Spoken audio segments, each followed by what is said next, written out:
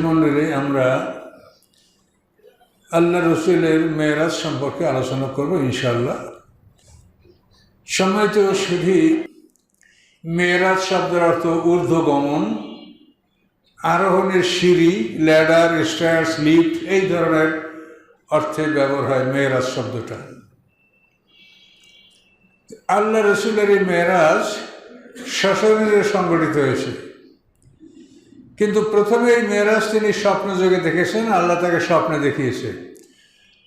পরে এই মেরাজ বাস্তবায়িত হয়েছে।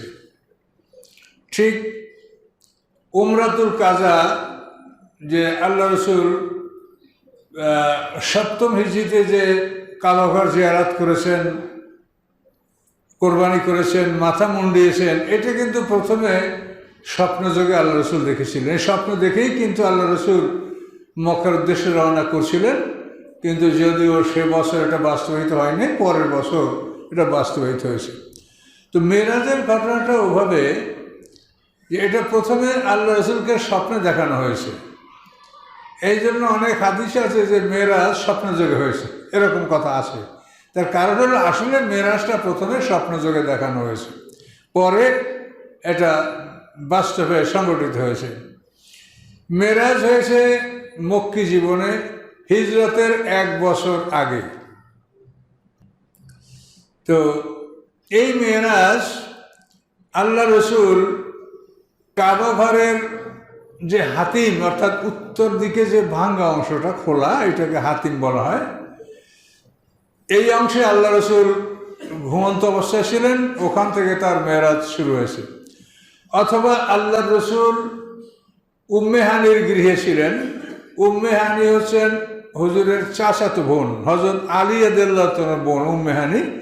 তো এই গৃহেই আল্লাহ রসুল তো 8 বছর বয়স থেকে আরম্ভ করে 15 বছর পর্যন্ত এই বাড়িতেই বসবাস করছেন। এরপরে তিনি খাদিজা রাদিয়াল্লাহু তাআলার বাড়িতে চাকরি নিয়েছিলেন। তো কোনো বর্ণনায় যে আল্লাহ রসুল উম্মে হানির গৃহে ছিলেন, কোনো বর্ণনায় তিনি হাতিমে ছিলেন। জিবরিল আমিন এসে তাকে নিয়ে গেলেন, জমজমুকুর কাছে নিয়ে তার সিনা চাক করলেন, বক্ষস্থল অপারেশন করে চিরে বক্ষস্থল থেকে হৃৎপিণ্ড বের করে জমজমের পানি দ্বারা পরিষ্কার করলেন, এবং তার ভিতর থেকে যে শয়তান নফসে আম্মারা যে বিষ, এটাকে তিনি পরিষ্কার করে দিলেন।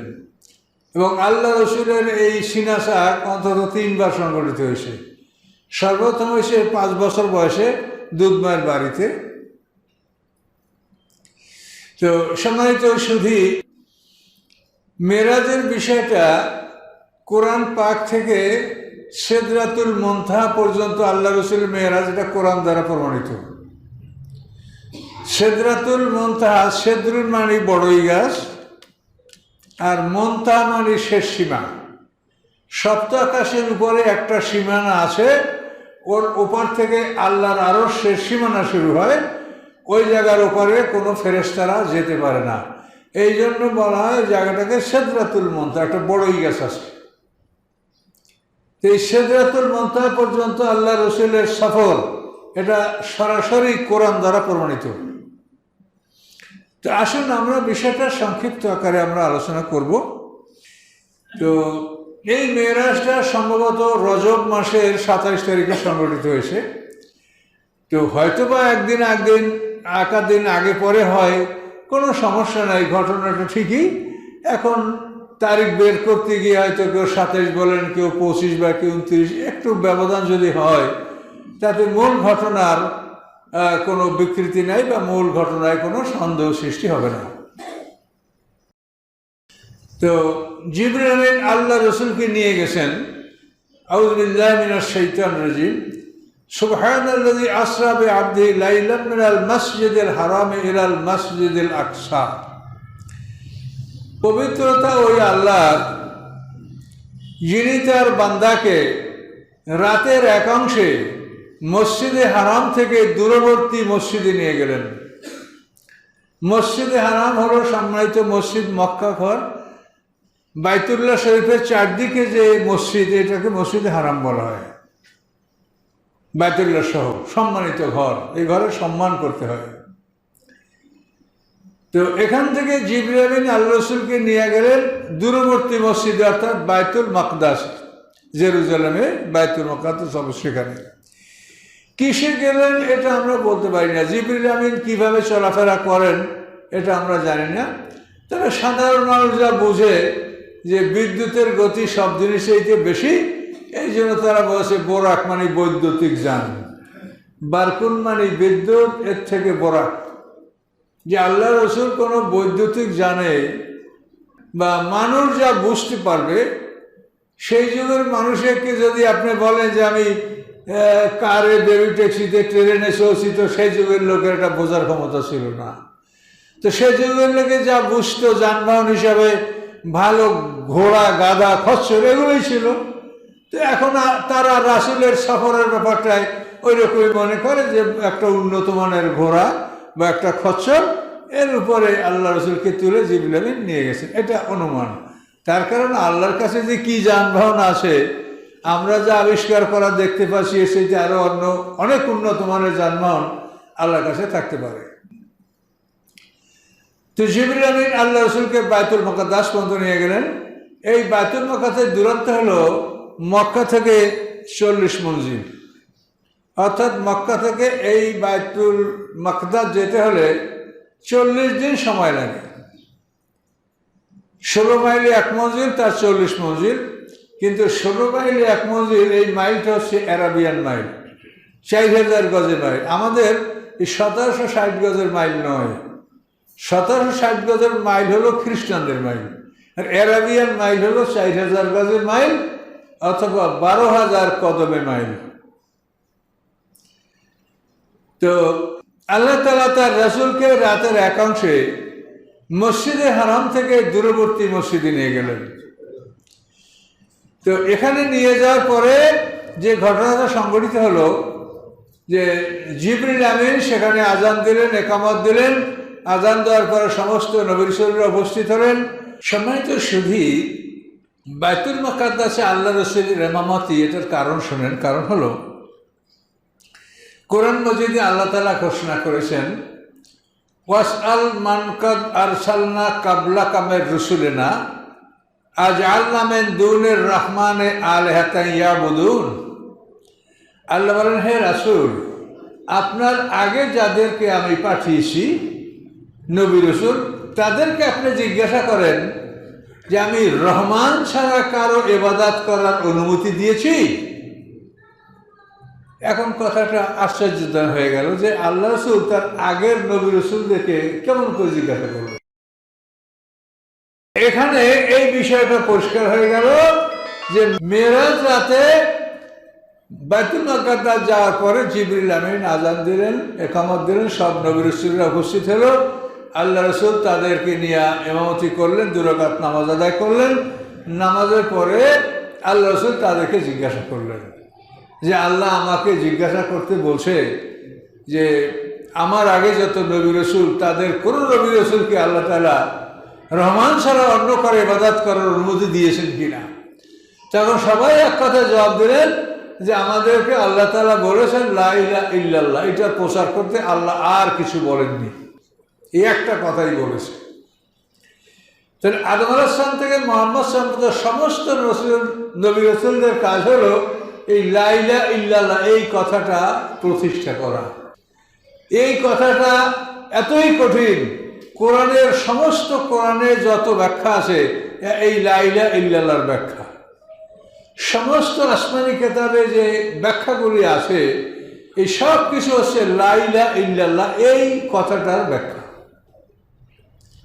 খুব বড় কথা, কিন্তু মানুষেরা মনে করে কলেমার দাওয়াত, লা ইলাহা ইল্লাল্লাহ এটা দাওয়াত দিলে কলেমার দাওয়াত হয়ে গেল। এই কলেমার দাওয়াতের জন্যই নবী রাসূলরা আসছে। সম্মানিত সুধী, কলেমার দাওয়াতের জন্যই নবী রাসূলরা পৃথিবীতে আসছেন। তো নবী রাসূলদের অবস্থা হলো লাখো মন এক ব্যথা, লাখো মুখ এক কথা। আর আমাদের স্বভাব হলো যত মন তত ব্যথা, যত মুখ তত কথা। এক জায়গায় বসলে আমরা কেউ থামতে পারি না, সবাই মনে ব্যথা, মুখে কথা সবাই বলে, কেউ শোনে না, শুধু বুনবুন বুনবুন আওয়াজ হইতে থাকে। কিন্তু নবী রাসূলদের জীবনটা ব্যতিক্রম। তাদের জীবন হলো লাখো মন এক ব্যথা, লাখো মুখ এক কথা। নবী রাসূলদের লা ইলাহা ইল্লাল্লাহ এটা প্রতিষ্ঠা করা, আল্লাহ ছাড়া কোনো উপাস্য নাই, আল্লাহ ছাড়া কোনো মাবুদ নাই। লা ইলাহা ইল্লাল্লাহ অর্থ হলো আমি আমার জীবন সম্পত্তি আমি আল্লাহর কাছে বিক্রি করে দিয়েছি, এই জীবন সম্পত্তির মালিক আল্লাহ, আমি এটার মালিক না। লা ইলাহা ইল্লাল্লাহ এই সমস্ত অর্থ বোঝায়। লা ইলাহা ইল্লাল্লাহ অর্থ সমস্ত শিরক বর্জন করে, জিবত এবং তাগুতকে বর্জন করে আমি এক আল্লাহকে আল্লাহ বলে সাক্ষী দিয়েছি। লা ইলাহা ইল্লাল্লাহ এই সমস্ত কথাগুলো বুঝায়। এগুলি বলতে গেলে মেরাজের আলোচনা হবে না, এই জন্য এটা বলা সম্ভব না। তবে এতটুকু জানেন যে এই কোরআনের যত কথা সব লা ইলাহা ইল্লাল্লাহ এরই ব্যাখ্যা, আর কিছু না। তো আল্লাহ রাসূল তাদেরকে জিজ্ঞাসা করলেন যে আমাকে আল্লাহ জিজ্ঞাসা করতে বলছে, আমি এই জন্য আপনাকে জিজ্ঞাসা করছি যে আল্লাহ রহমান ছাড়া আর কারো ইবাদত করার অনুমতি দিয়েছে? আল্লাহ বলছেন, অন্য সবাই নবী ঈসা বললেন যে না, আমাদেরকে আল্লাহ তাআলা শুধু একটা কথাই বলছে, সেটা হচ্ছে লা ইলাহা ইল্লাল্লাহ। তাহলে আদম আলাইহিস সালাম থেকে আজ পর্যন্ত সমস্ত নবী রাসূলদের দাওয়াত কি লা ইলাহা ইল্লাল্লাহ। এখন এক এক যুগে এইটা এক একজনকে দায়িত্ব দেওয়া হয়েছে। এই কলেমার দায়িত্ব কোরআন নাযিল হওয়ার সাথে সাথে এই কলেমার দায়িত্ব আসছে মুহাম্মদ সাল্লাল্লাহু আলাইহি ওয়াসাল্লাম পরে। কোরআনের আগে এই কলেমা প্রচার করার দায়িত্ব ছিল ঈসা আলাইহিস সালাম পরে। ঈসা আলাইহিস সালামের আগে এই দায়িত্ব পালনের ভার ছিল দাউদ আলাইহিস সালাম পরে। দাউদ আলাইহিস সালামের আগে এই কলেমা প্রচারের দায়িত্ব ছিল মুসা আলাইহিস সালামের উপরে। এইভাবে এক এক যুগে এক একজন নবীর উপরে এই কলেমা প্রচারের দায়িত্ব থাকে। এখন যেই যুগের কলেমার দায়িত্বশীল যে নবী, সেই যুগের কলেমার সাথে সেই নবীর নাম সংযুক্ত করা আছে। লা ইলাহা ইল্লাল্লাহ আদম সফিউল্লাহ, লা ইলাহা ইল্লাল্লাহ মুসা কালিমুল্লাহ। মানে যে যুগের কলেমার দায়িত্বশীল যে নবী ছিলেন, সেই যুগের কলেমার সাথে সেই নবীর নাম লেখা, আর কিছু না, একই কথা। উনি ওই সময় দায়িত্বশীল ছিলেন। তো সম্মানিত শুধু আল্লাহ রাসূল এখান থেকে মেরাজে ঊর্ধ্বগমন তার শুরু হলো।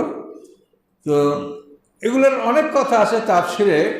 তো একটা আপনাদেরকে বলি, রোমের বাদশা কায়সার, তো এই কায়সার উনি একবার সিরিয়া আসেন। ওই সময় আবু সুফিয়ানের সাথে কায়সারের একটা সংলাপ হয়েছিল। মানে বাদশা কায়সার মুহাম্মদ সাল্লাল্লাহু আলাইহি ওয়াসাল্লাম সম্পর্কে জানতে চেয়েছেন, এই জন্য তিনি বলছেন যে আরবের কোনো কাফেলা আমাদের দেশে আসে কিনা। তো লোকেরা বলল আবু সুফিয়ানের নেতৃত্বে একটা কাফেলা আসে। তখন আবু সুফিয়ানকে ডাকা হলো, লোকজন সহ সে আসলো।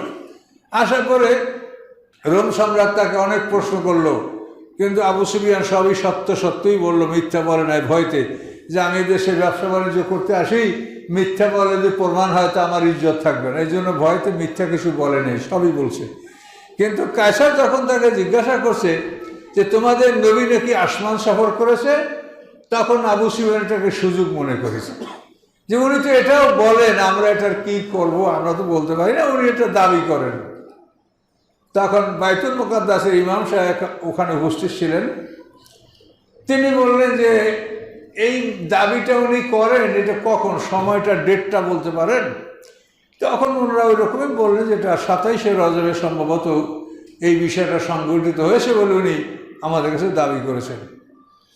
তখন বাইতুল মুকাদ্দাসের ইমাম সাহেব বলেন যে ওই রাত্রে আমি যে নিদর্শনটা দেখেছি সেটা আপনাদেরকে বলছি, যে এশার নামাজের পরে প্রতিদিন আমি বাইতুল মুকাদ্দাসের দরজা বন্ধ করে আমি চলে যাই, কিন্তু ওই রাত্রে আমি বাইতুল মুকাদ্দাসের দরজা বন্ধ পারছিলাম না। কি যে হয়েছে দরজায় বুঝি না, দরজা নাড়াতেই পারি না। বহু চেষ্টা করে দরজা নাড়াতে পারছি না, বন্ধ হয় না, নড়ে না। তা আমি শেষ পর্যন্ত খোলা রেখেই চলে গেলাম। মনে করলাম যে কাল সকালে মিস্ত্রি দেখাবো, দরজা মেরামত করে নেব। কিন্তু সকালে এসে দেখি দরজার আর কোনো রোগ ব্যাধি নাই, রোগ ভালো হয়ে গেছে দরজার। তখন এই ব্যাপারে আবু সুফিয়ান লজ্জিত হলো এবং সে বলল যে আবু কাবসার ব্যাপারটা তো এখানে আরো সুপ্রতিষ্ঠিত হলো। মোহাম্মদ সাল্লামকে ওরা আবু কাফসার ছেলে বলতো। আবু কাফসার ছেলে বলার কারণ হলো যে আরবের লোকেরা সবাই তারকা পূজা করত, কিন্তু আবু কাফসা সে একটা তারকার পূজা করত। সেই তারকার নাম হলো শেরা সেতারা, শেরা তারা, যেটা কোরআনে বলা আছে ওয়ান্নাহু হুয়া রব্বুশ শেরা, যে আল্লাহ এই সেরা তারকার রব। এই সেরা তারকা, একটা তারকা আকাশে উত্তর থেকে দক্ষিণ দিকে চলাচল করে, আর সবগুলি পূর্ব থেকে পশ্চিম দিকে চলাচল করে। এই সেরা তারকাটা পূজা করত আবু কাফসা। এটা একটা মানে ব্যতিক্রম ধর্মী বিষয়। এই জন্য মোহাম্মদ সাল্লাল্লাহু আলাইহি ওয়াসাল্লাম বাপদাদার ধর্ম মানে না, এই জন্য বলতে আবু কাফসার ছেলে। তো এই সেরা তারকা, এটার ব্যাপারে আল্লাহ বলছেন যে ওই তারকার রব আল্লাহ, অন্য কেউ না। সম্মানিত শুধু আল্লাহ রসুল ওখান থেকে জিবরিল আমিনের সহায়তায় আকাশ সফর শুরু করলেন। প্রথম আকাশে যাওয়ার পরে জিবরিল আমিন বললেন যে দরজা খোলা হোক। তো পাহারারা বলে যে কে? আমি জিবরিল। সাথে কে? মোহাম্মদ সাল্লাম। তার কাছে ওহী পাঠানো হয়েছে? হ্যাঁ, পাঠানো হয়েছে। দরজা খুলে দেওয়া হলো। খুলে দেওয়ার পরে প্রথম আকাশে আল্লাহ রসুল জিবরিল আমিনের সহায়তায় আরোহণ করলেন। সেখানে তিনি আদম আলাইহিস সালামকে দেখতে পেলেন। জিবরিল আমিন বলেন যে আপনার আদি পিতা আদম, একে আপনি সালাম করুন। আল্লাহ রসুল আদম আলাইহিস সালামকে সালাম করলেন। এরপরে সেখান থেকে দ্বিতীয় আকাশে যাওয়া হলো। দ্বিতীয় আকাশে যাওয়ার পর ওই রকমই প্রশ্ন, দরজা খোলা হোক। জিবরিল আমিনকে উপর থেকে বসে কে কারা? যে আমি জিবরিল, আমার সাথে মোহাম্মদ সাল্লাল্লাহু আলাইহি ওয়াসাল্লাম। ওরা বলে তার উপরে ওহী নাযিল করা হয়েছে? হ্যাঁ, হয়েছে। তখন দরজা খুলে দেওয়া হলো। অর্থাৎ ওহী যারা লাভ করে নাই তাদেরকে ওই দরজা দিয়ে উপরে যাওয়ার অনুমতি দেওয়া হয় না। এভাবে দ্বিতীয় আকাশে আল্লাহ রসুল ইয়াহইয়া আলাইহিস সালাম এবং ঈসা আলাইহিস সালামকে দেখতে পেলেন। তৃতীয় আকাশে এভাবে গেলেন, সেখানে হযরত ইউসুফ আলাইহিস সালামকে দেখতে পাইলেন। চতুর্থ আকাশে আল্লাহ রসুল ইদ্রিস আলাইহিস সালামকে দেখতে পেলেন। পঞ্চম আকাশে আল্লাহ রসুল হারুন আলাইহিস সালামকে দেখতে পেলেন। ষষ্ঠ আকাশে আল্লাহ রসুল মুসা আলাইহিস সালামকে দেখতে পেলেন এবং সপ্তম আকাশে ইব্রাহিম আলাইহিস সালামকে দেখতে পেলেন। এইভাবে সপ্ত আকাশ পাড়ি দিয়ে তিনি সিদরাতুল মুনতাহা পর্যন্ত গেলেন। ওখান থেকে সামনে আল্লাহর আরশের সীমানা। এখানে আল্লাহর আরশে আল্লাহ অবস্থান করা যেভাবে তার শান, সেভাবে তিনি ছিলেন। পর্দার আড়ালে আল্লাহ রসুলের সাথে অনেক কথা বিনিময় হয়েছে। তো এই সিদরাতুল মুনতাহায় সূরা নাজমের মধ্যে যে আয়াতগুলি আছে সেটা দেখেন।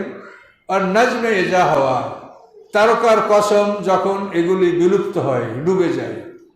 মা দাল্লা সাহিবুকুম ওয়া মা গাওয়া, তোমাদের সাথী বিপদগামী হয় নাই, পথ হারায়নি।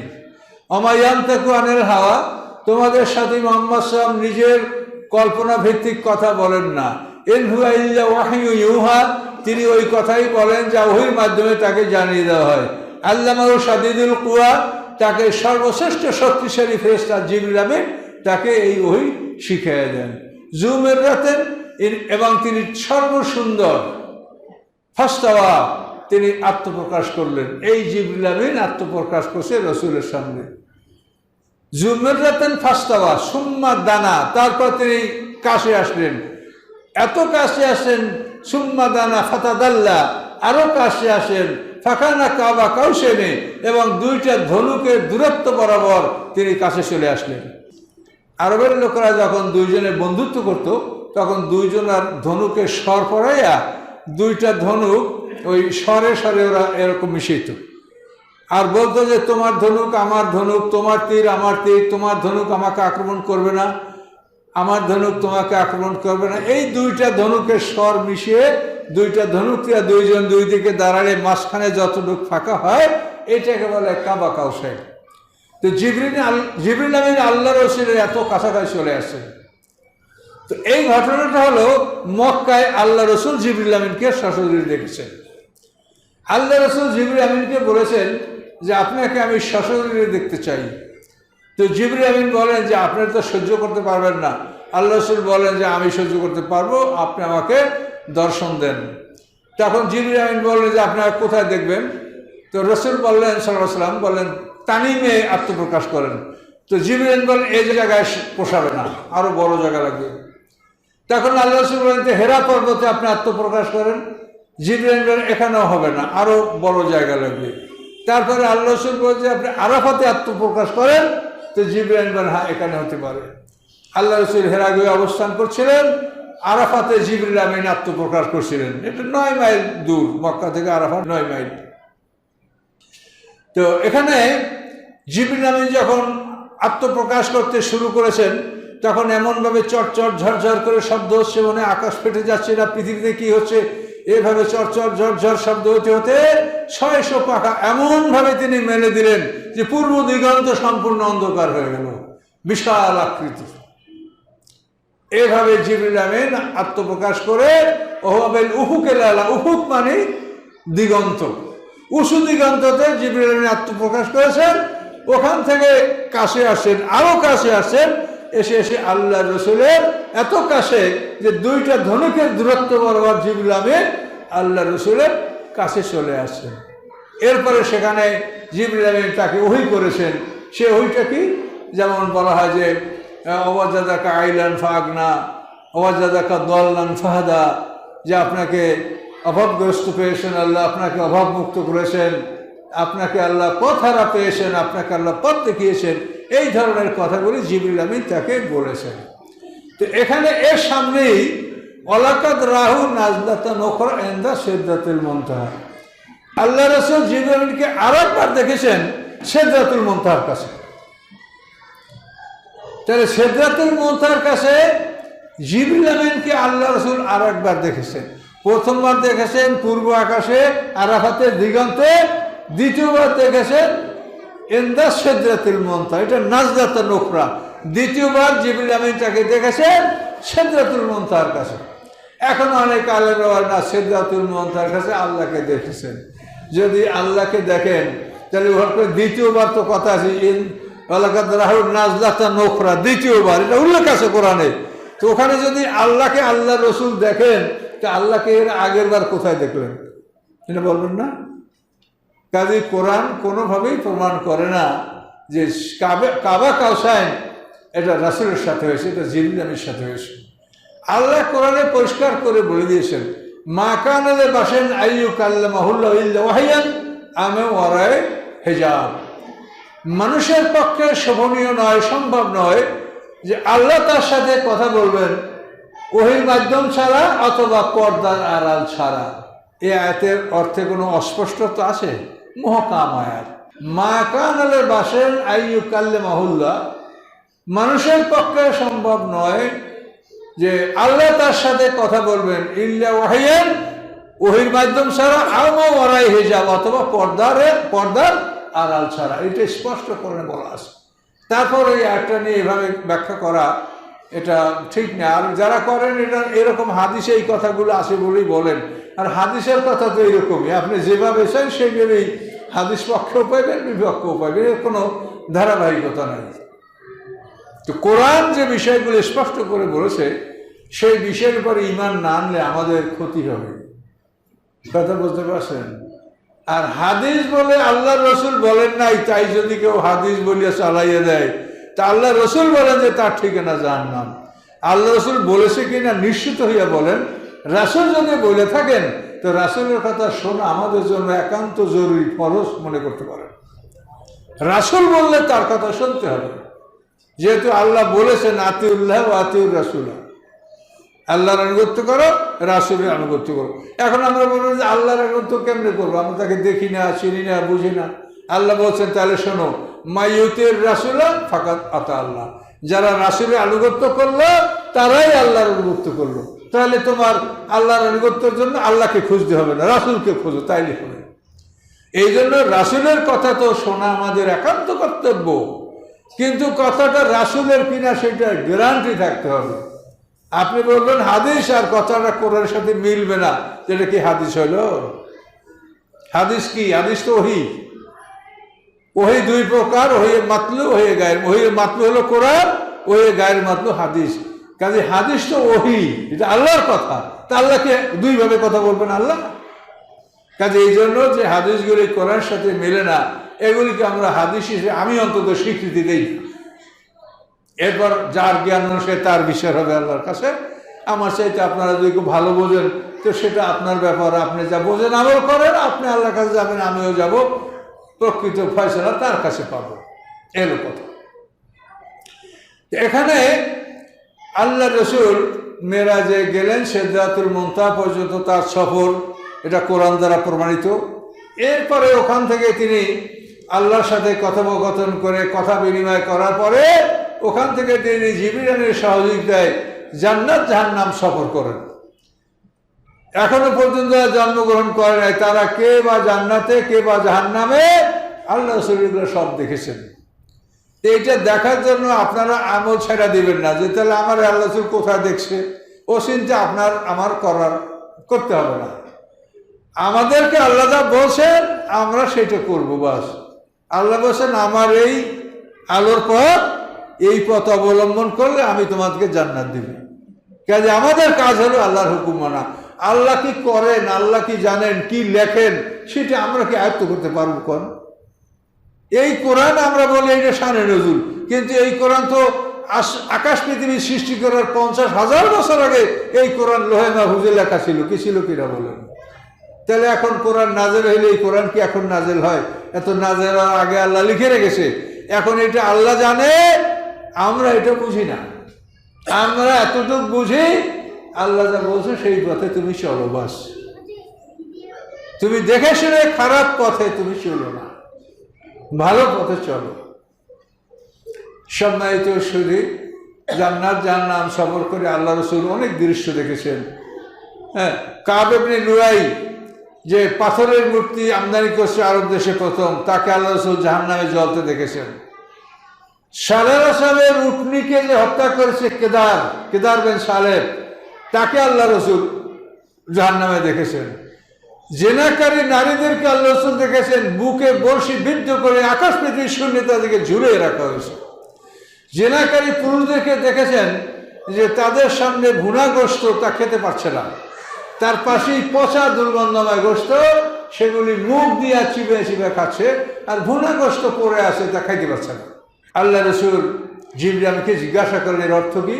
তখন জিবরাইল বললেন যে এই সমস্ত মানুষগুলি বৈধ ভালোবাসা করে নাই, স্ত্রীর সাথে ভালো সম্পর্ক রাখে নাই, সম্পর্ক রাখছে ভাবির সাথে, চাচাতো বোন, মামাতো বোন, খালাতো বোন, প্রতিবেশীর বউ, এদের দিকে ছিল তার নজর। স্ত্রীর সাথে ঝগড়া করছে, মারামারি করছে, এই জন্য সে বৈধ গোশত খেতে পারছে না, ভুনা গোশত খেতে পারছে না, পচা গোশত মুখ দিয়ে খায়। এইটা আল্লাহ রসুল শাসককে দেখে এসেছেন।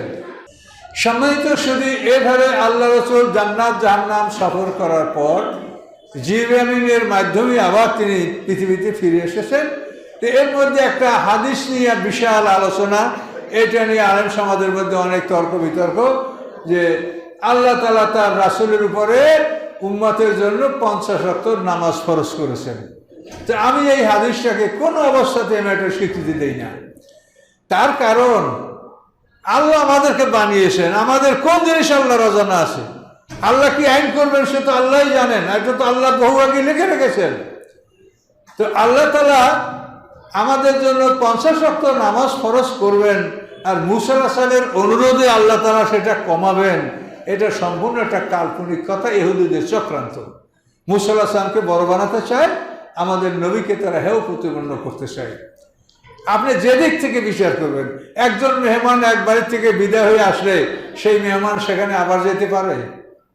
বলেন, একজন মেহমান এক জায়গাতে বিদায় নিয়ে গেছে, সেই মেহমান আবার সেইখানে যেয়ে বারবার বিরক্ত করবে। তো এখন আল্লাহ রসুল যদি 9 বার যাইয়া থাকে আল্লাহর কাছে, তাকে জিবরাইল তাকে নিয়ে গেছিল কিনা তা কি লেখা আছে কোনো হাদিসে? গেল কেমনে আল্লাহ রসুল কিভাবে গেল, কিভাবে আসলো? সবচাইতে বড় কথা, 50 ওয়াক্ত নামাজ যদি দৈনিক ফরজ হয়, তাহলে দৈনিক হলো 24 ঘন্টায় একদিন। তো 1 ঘন্টায় যদি 2 ওয়াক্ত নামাজ ফরজ হয়, তাহলে 24 ঘন্টায় 48 ওয়াক্ত নামাজ ফরজ হবে, তারপরও 2 ওয়াক্ত থাকবে। এইভাবে কি আল্লাহ তাআলা বান্দার উপরে কোনো আমল চাপাতে পারে? আপনার বিবেকের কাছে প্রশ্ন করেন, এই কথা কেন বলা হলো? এগুলি কখনোই সত্য নয়, এই কথা ইহুদিদের চক্রান্ত। আল্লাহ তাআলা কোরআনে কি বলেছে দেখেন, ওয়াজআলনা নাওমাকুম সুবাতা, তোমাদের নিদ্রাকে আমি ছুটি হিসেবে ঘোষণা করেছি। এই যে আপনার সরকারে ঘুমাবেন, এটা আল্লাহর পক্ষ থেকে ছুটি, সুবাতা, মানে সপ্তাহের ছুটির দিন। এই জন্য আল্লাহ তাআলা এশা হইতে ফজর পর্যন্ত কোনো নামাজ ফরজ করে নাই। আপনি যদি ওভার ডিউটি করেন কষ্ট করে, আপনি সব পাবেন, কিন্তু আল্লাহ তো এশার পর থেকে ফজর পর্যন্ত কোনো নামাজ ফরজ করে নাই। ওয়াজআলনান নাহারা মাআশা, আল্লাহ বলেন দিনকে করেছি তোমাদের জন্য উপার্জন। মাস মানে রুজি রিজিক। এই জন্য আল্লাহ তাআলা ফজরের নামাজটাকে আরম্ভ করে জোহর পর্যন্ত এই সময়ের মধ্যে আমাদের কোনো নামাজ ফরজ করেন নাই। কি ঠিক কিনা দেখেন।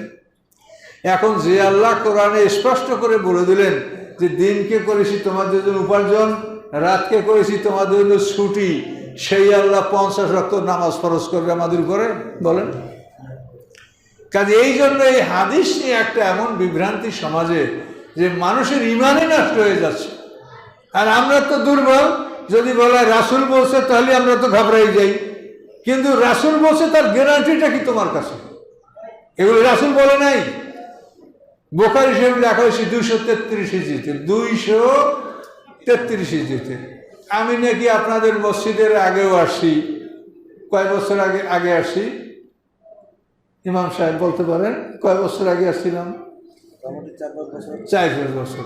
তা আমি 4-5 বছর আগে আসি, কি বলছিলাম আপনাদের কারো কিছু মনে আছে? মনে নাই। 4-5 বছর আগে। আর বুখারী শরীফ লেখা হয়েছে আল্লাহ রসুলের ইন্তেকালের 223 বছর পর।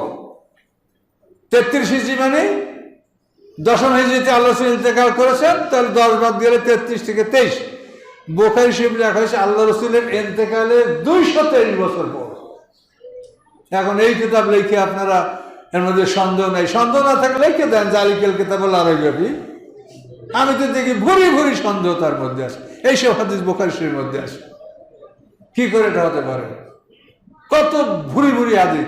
মুসা আলাইহিস সালামের জান কবজ করতে আসে আজরাইল, মুসা আলাইহিস সালাম তারে এমন থাপ্পড় মারছে, ফাকাফা আইনাহু, মুসা আলাইহিস সালামের থাপ্পড়ে আজরাইল 2 চোখ অন্ধ হয়ে গেছে। কি এখন আজরাইলের 2 চোখ যদি অন্ধ হয়ে যায়, তা আজরাইল আল্লাহর কাছে গেল কেমনে? এমনি পড়িয়ে থাকবে, তাতে স্ট্রেসরে করে নিতে হবে। কি হাদিস বলে এগুলাকে? হাসি তামাশা? আজরাইলের চোখ অন্ধ করতে পারে পৃথিবীতে এমন কোনো ক্ষমতা আছে কারো? আজরাইল কি আমাদের মতো মানুষ নাকি? তোমার ভাই নাকি যে থাপ্পড় মারিয়ে চোখ কানা করবে আজরাইলের কেউ পৃথিবীর বুকে? আজরাইলের ঘেরান পাইলে মানুষ বেহুশ হয়ে পড়ে, মানুষের হুঁশ থাকে না। কত বড় মারাত্মক! এই আজরাইলের থাপ্পড় মারছে, চোখ 2টা কানা হয়ে গেছে। এসব হাদিস এগুলো কি আপনি বলেন? এগুলো হলো শুধু মুসা আলাইহিস সালামকে বড় করে দেখাবে, আর আমাদের রাসূলকে ওরা ছোট করে দেখাবে। এটা হলো ইহুদিদের ষড়যন্ত্রমূলক এগুলি। এই কথাগুলি সত্য নয়। আজরাইল কোনোদিন নিজের ইচ্ছায় কারো জান কবজ করতে যায় না।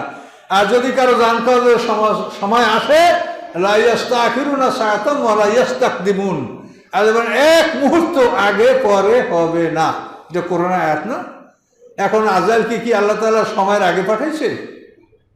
আর সময় হলে কি তাকে আবার থাপ্পড় মারতে পারে কেউ? কিন্তু এই সমস্ত কথাগুলি সবই কোরআনের খেলাফ।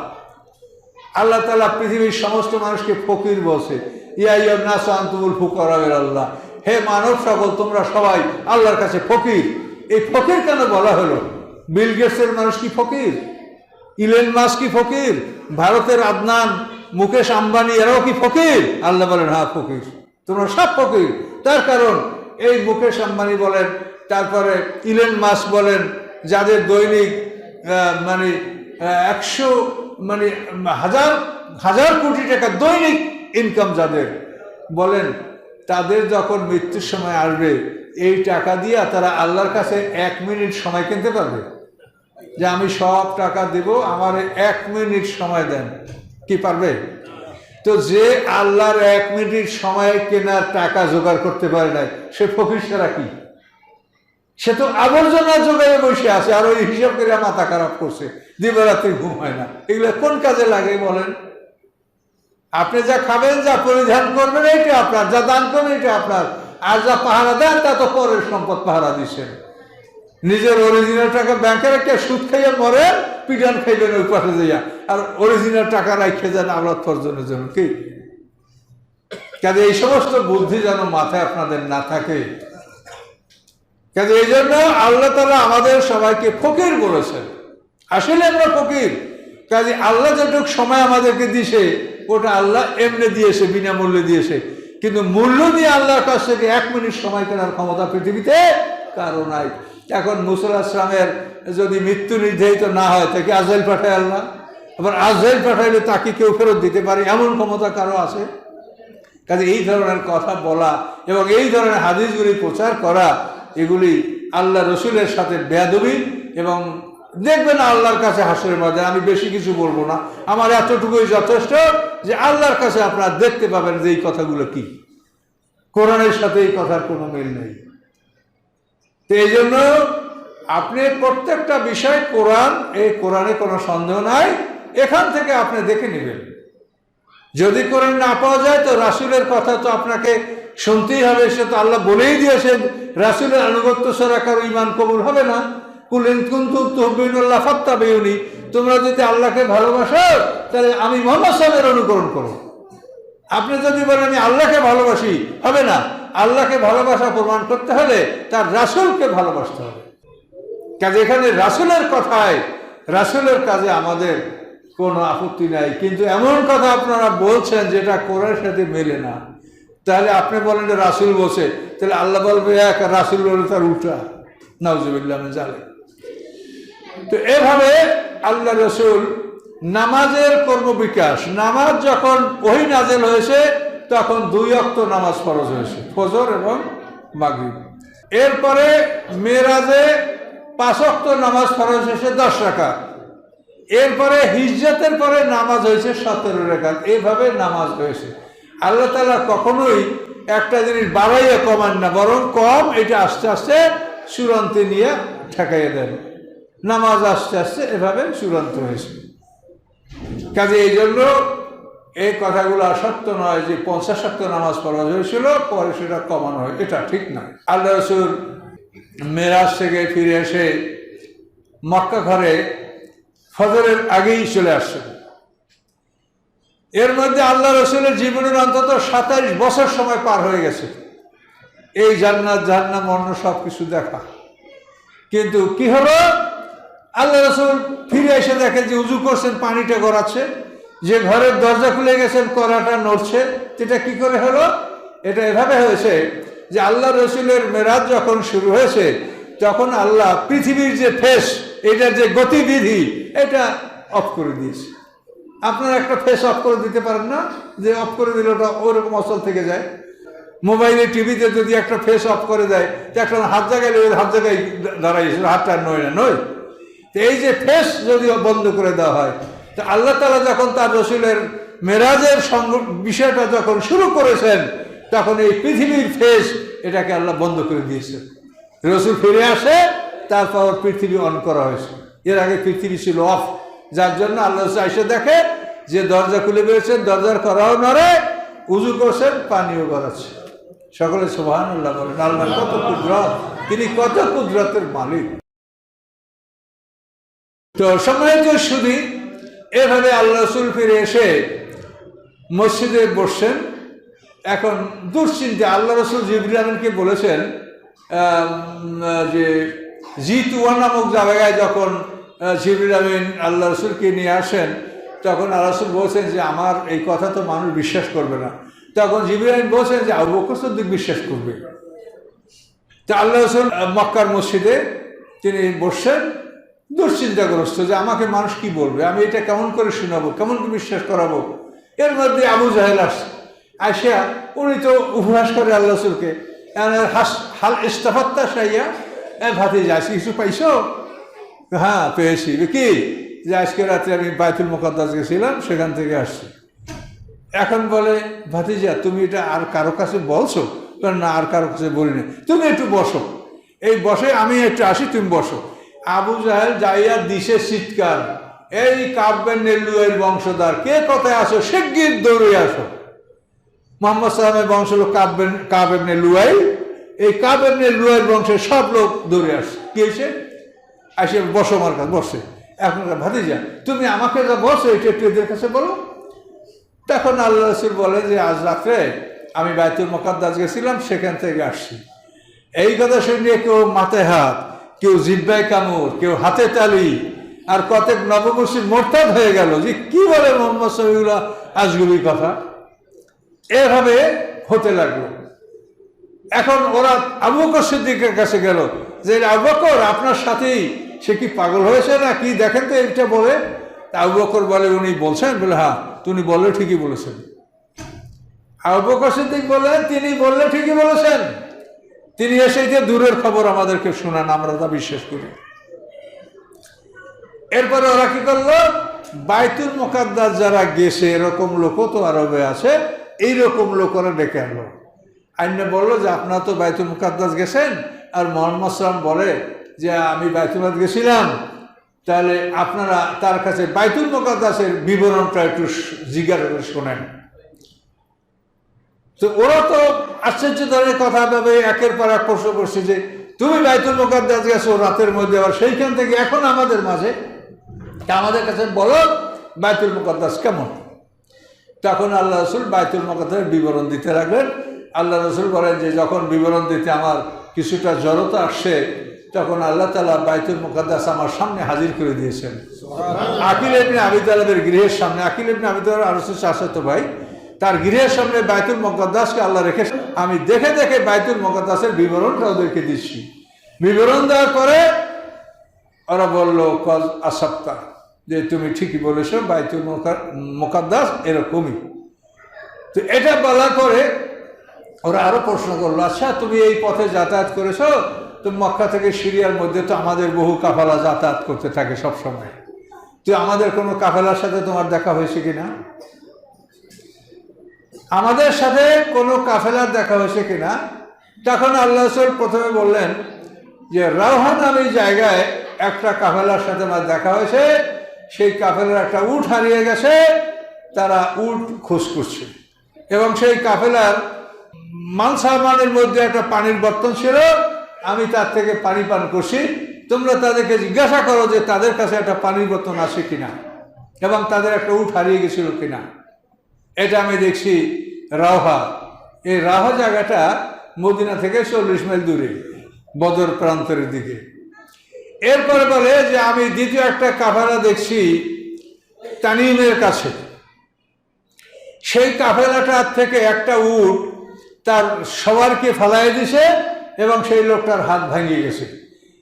এভাবে সওয়ারকে ফালাই দিয়ে উটটা পালাইছে, আমার সামনে থেকে উটটা পালিয়ে গেছে, আমি দেখেছি, তোমরা জানতে পারবে অমুক অমুক সেই কাফেলার মধ্যে আছে। আর একটা কাফেলাকে আমি দেখেছি জিতুয়া নামক জায়গায়, সেখানে ওই কাফেলায় তোমাদের লোক যারা মক্কায় আসতেছে, তারা দুইটা উট আছে, তার মধ্যে একটা লোমশ উট, তার গায়ে বড় বড় লোম, এবং তাদের উপরে উটের উপরে দুইটা সেলাই করা বস্তা আছে, এবং এই নিয়ে তারা আসতেছে, এবং তোমরা মনে করো সূর্যোদয়ের সাথে সাথে এই কাফেলাটা তোমাদের মক্কা এসে পৌঁছে যাবে। তখন ওরা তানিমের সানিয়াতুল বেদের কাছে দৌড় দিল যে আমরা এখানে বসে থাকবো, দেখি সূর্যোদয়ের সাথে সাথে আমাদের কাফেলাটা আসে কিনা। তখন দেখে যে সূর্য উদয় হতে লেগেছে, এখনো দেখা যাচ্ছে না। ইতিমধ্যে ওই সাথীদের একজনে বলে ওই দেখো সূর্য উদয় হচ্ছে, আরেকজনের ওই দেখো কাফেলা চলে আসছে। এইভাবে আল্লাহ রসুল তাদেরকে বিবরণ দেওয়ার পরেও তারা এই বিষয়টা বিশ্বাস করে নাই। কাজেই বিশ্বাস যারা করবে না তারা কোনোভাবেই করবে না। কিন্তু আল্লাহ রসুল এইভাবে মেরাজের বিষয়টা তাদেরকে বর্ণনা দিয়েছেন, এবং আল্লাহ সহযোগিতা করেছেন বলেই আল্লাহ রসুল এই বিষয়টা এভাবে তাদেরকে বর্ণনা দিতে সক্ষম হয়েছে। তো এভাবেই আল্লাহ রসুল মেরাজ থেকে ফিরে এসেছেন। এর 1 বছর পরে আল্লাহ রসুল হিজরত করেছেন। হিজরতের 1 বছর আগে এই মেরাজ সংগঠিত হয়েছে। তো এই মেরাজগুলি হয় নবীদের, সব নবীর। ইব্রাহিম আলাইহিস সালাম মেরাজ হয়েছে, ওয়াকাযালিকা নুরি ইব্রাহিমা মালাকুতাস সামাওয়াতি ওয়াল কোরআন, যে ইব্রাহিম আলাইহিস সালামকে আমার এই মহাবিশ্বের যে সাম্রাজ্য ভৌমত্ব, এটা আমি এইভাবে ইব্রাহিম আলাইহিস সালামকে দেখিয়েছি। মুসা আলাইহিস সালামকে আল্লাহ তাআলা তুর পারে নিয়ে 50 বর্গ মাইল দেখা যায় অন্ধকারে করে দিয়ে, সেখান থেকে সব তারাই দিয়ে আল্লাহর নূরের আলোকে সেই জায়গায় আলোকিত করে মুসা আলাইহিস সালামের সাথে আল্লাহ কথাবার্তা বলেছেন। কাজে আল্লাহ তাআলা সমস্ত নবীদের মেরাজ ঘটিয়ে থাকেন। তা আমাদের নবীর মেরাজটা সরাসরি তিনি সিদরাতুল মুনতাহা, যেটা আমাদের কোনো কল্পনায় আমরা বলতে পারছি না যে এটা কোথায়। প্রথম আকাশে যে মানে মিল্কি ওয়ে বা ছায়াপথ, এর দূরত্ব সম্পর্কে আমরা কিছু বলতে পারি না। বিজ্ঞানী যা বলে তা আমরা শুধু শুনে অবাক হই। এই যে আকাশে উত্তর থেকে দক্ষিণ দিকে তারকার একটা রাস্তার মতো দেখা যায়, এটাকে মিল্কি ওয়ে বা ছায়াপথ বলা হয়। বিজ্ঞানীরা বলেছে যে এই ছায়াপথটা এত লম্বা যে আর এক প্রান্ত থেকে অন্য প্রান্তে আলো যাইতে 90,000 কোটি আলোকবর্ষ সময় লাগবে। আলোকবর্ষ, যে আলো প্রতি সেকেন্ডে 1,86,000 মাইল যায়, এই আলো মিনিটে কত যায়, ঘন্টায় কত যায়, মাসে কত যায়, বৎসরে কত, এই আলোকবর্ষের বছরের 90,000 কোটি বছর সময় লাগবে আলো যাইতে এই প্রান্ত থেকে এই প্রান্ত। তাহলে আল্লাহর এই মহাবিশ্ব কত বড়। তো আল্লাহ তাআলা কিভাবে তার রাসূলকে মেরাজ সংগঠিত করেছেন, এটা আমাদের ঈমানের ব্যাপার, এটা আমাদের বিশ্বাসের ব্যাপার। কিন্তু এখানে আর কোনো মানে বিবরণ দেওয়ার কোনো ক্ষমতা আমাদের নাই। কোরআন সত্য, কোরআনে বলছে যে জিবরিল আমিনকে আল্লাহ রাসূল আরেকবার সিদরাতুল মুনতাহায় দেখেছেন, এটা সত্য কথা। এবং এই সিদরাতুল মুনতাহাকে যে আল্লাহ তাআলা খুব সুন্দর রূপে সাজিয়েছেন, এ কথাও কোরআনে উল্লেখ আছে যে আল্লাহ রাসূল ওখান পর্যন্ত গেছেন, তার জন্য ওই সিদরাতুল মুনতাহা যে বিশাল বড়ই গাছ, সেই গাছটাকে খুব সুন্দর করে সাজানো হয়েছে, সামনে প্রজাপতি বসে বসে সেগুলি আলো দিচ্ছিল, ঝলমল করছিল, কি এক দৃশ্য বিরাজ করছিল, সেটা আল্লাহ ছাড়া এটার বিবরণ কেউ দিতে পারে না। এইভাবে আল্লাহ তাআলা আমাদের নবীকে সম্মান দেখিয়েছে। এটা আল্লাহর ব্যাপার, এটা আল্লাহই সম্মান দেওয়ার মালিক, আল্লাহই দিতে পারে, এটা মানুষের হাতে এগুলো কিছু নাই। আমাদের নবী শ্রেষ্ঠ পয়গম্বর রাহমাতুল লিল আলামিন, সমস্ত নবীদের সর্দার, তাকে আল্লাহ তাআলা মেরাজের মাধ্যমে এই নিয়ামত দান করেছেন। এই বিষয়টা আমাদের ঈমান রাখা আমাদের জন্য ফরজ। কিন্তু বিস্তারিত বিবরণ জানতে গেলে অনেক সময় নানা রকম সৃষ্টি হবে। কাজে আমরা ওই বিস্তারিততে না গিয়ে এতটুকু যে মেরাজের বিষয়টা বাইতুল মুকাদ্দাস পর্যন্ত কোরআন দ্বারা প্রমাণিত, সিদরাতুল মুনতাহা পর্যন্ত আল্লাহ রাসূলের গমন কোরআন দ্বারা প্রমাণিত। কাজে এ পর্যন্ত আল্লাহ রাসূল গেছেন, কিভাবে গেছেন, কি করছেন, সেই বিবরণগুলো আমাদের পক্ষে বলা অসম্ভব ব্যাপার। ইব্রাহিম আলাইহিস সালাম সম্পর্কে আল্লাহ বলেছেন যে ইব্রাহিম আলাইহিস সালামকে সাহাবীরা জিজ্ঞাসা করছে যে ইয়া রাসূল, ইব্রাহিম আলাইহিস সালাম কী রূপ দেখলেন? তখন তিনি বললেন যে তার সন্তানদের মধ্যে আমি সবচাইতে বেশি ইব্রাহিম আলাইহিস সালামের সাথে সামঞ্জস্যপূর্ণ। তার যত সন্তান ইব্রাহিম আলাইহিস সালামের আছে, তার মধ্যে আমি মুহাম্মদ সাল্লাল্লাহু আলাইহি ওয়াসাল্লাম, আমার অবয়ব, আমার দেহ, আমার আকৃতি, এইটা ইব্রাহিম আলাইহিস সালামের সবচাইতে বেশি মিলে। তাহলে আদম আলাইহিস সালাম 60 হাত লম্বা, এই কথায় এটা কখনোই প্রমাণিত হয় না। কাজে এই জন্য এই সমস্ত কথাগুলো আপনারা বুঝে নেন। কতগুলি এমন কথা আমাদের মানে এই ছোট বাচ্চারাও বলবে যে আদম আলাইহিস সালাম 60 হাত লম্বা, কিন্তু আসলে কথা সত্য নয়। আদম আলাইহিস সালাম আমাদের মতোই মানুষ ছিলেন। তার কারণ আপনারা হজ করতে যাওয়ার সময় এই হজে গেলে এই যে খাসার মধ্যে মাকাম ইব্রাহিম পাথরটা রাখা আছে না, তো ওইটা তো ইব্রাহিম আলাইহিস সালামের পায়ের চিহ্ন, এবং কোরআনে বলা আছে, এর কোনো সন্দেহ নাই। তো ওই পা তো আমাদের পায়ের মতোই। তাহলে ইব্রাহিম আলাইহিস সালামের পা যদি আমাদের পায়ের মতো হয়, তাহলে কোশ্চিন কারণ আদম আলাইহিস সালাম 60 হাত লম্বা হতে পারে না। কারণ যেহেতু আদম আলাইহিস সালামের 3,500 বছর পরে ইব্রাহিম আলাইহিস সালাম আসছে, ইব্রাহিম আলাইহিস সালামের 3,500 বছর পরে আমাদের নবী মুহাম্মদ সাল্লাল্লাহু আলাইহি ওয়াসাল্লাম আসছে। কাজে এই ধরনের যে কথাগুলি কোরআনের সাথে মেলে না, এগুলির ব্যাপারে আপনারা বিশ্বাস করবেন না, চুপ থাকেন, কিছু বলা বলিও দরকার নাই। এটা বিষয়টা কোরআনের সাথে মিলিয়ে দেখেন এবং আল্লাহকে সুবর্দ করেন। এগুলি আমাদের শত্রুরা এই কথাগুলি আমাদের সমাজে ছড়াচ্ছে। কাবাঘর 20/12, এই ঘর আদম আলাইহিস সালামকে সৃষ্টি করার 2000 বছর আগে আল্লাহ ফেরেশতাদের বানায় নাই কাবাঘর 20/12। তো 20/12 একটা ঘর, এইটা 60 হাত মানুষের জন্য ইবাদতখানা হইতে পারে? আদম যদি ওই ঘরের সামনে দাঁড়ায়, তা আদমের আদর নিচে থাকতো সেই ঘর। কোনো যুক্তিতে এগুলো আসে না। কাজে এই জন্য এই ধরনের কথা যেগুলি কোরআনের খেলাফ, যেগুলি যুক্তির বিরোধী, এ সমস্ত কথা মানার কোনো যুক্তি নাই। কাজে এই জন্য আবার একদল আছে হাদিস মানে না, তো মানেই না, রাসূলের কথা মানবে না, এটাও কিন্তু ঠিক না। রাসূলের কথা কিন্তু আপনাকে মানতে হবে। হাদিসের মধ্যে রাসূলের কথাও তো অগণিত রাসূলের কথা আছে, সেগুলি কিন্তু আমাদের অনুসন্ধান করে বের করে সেগুলি মানতে হবে। কিন্তু যেগুলি কোরআনের খেলাফ, যেগুলি আল্লাহর কথার খেলাফ, সেগুলিকে আমরা বাদ দিব। হাদিস বাদ দেওয়ার অর্থ এই নয় যে রাসূলের কথাও আমরা শুনবো না, নাউজুবিল্লাহ, তাহলে কিন্তু আমরা ক্ষতিগ্রস্ত হব। কাজে ব্যালেন্স ঠিক রেখে এই কাজগুলো করতে হবে, কথাগুলি বলতে হবে। তাই বলি আমি আমার কথা এখানে শেষ করছি। আসসালামু আলাইকুম রহমতুল্লাহ।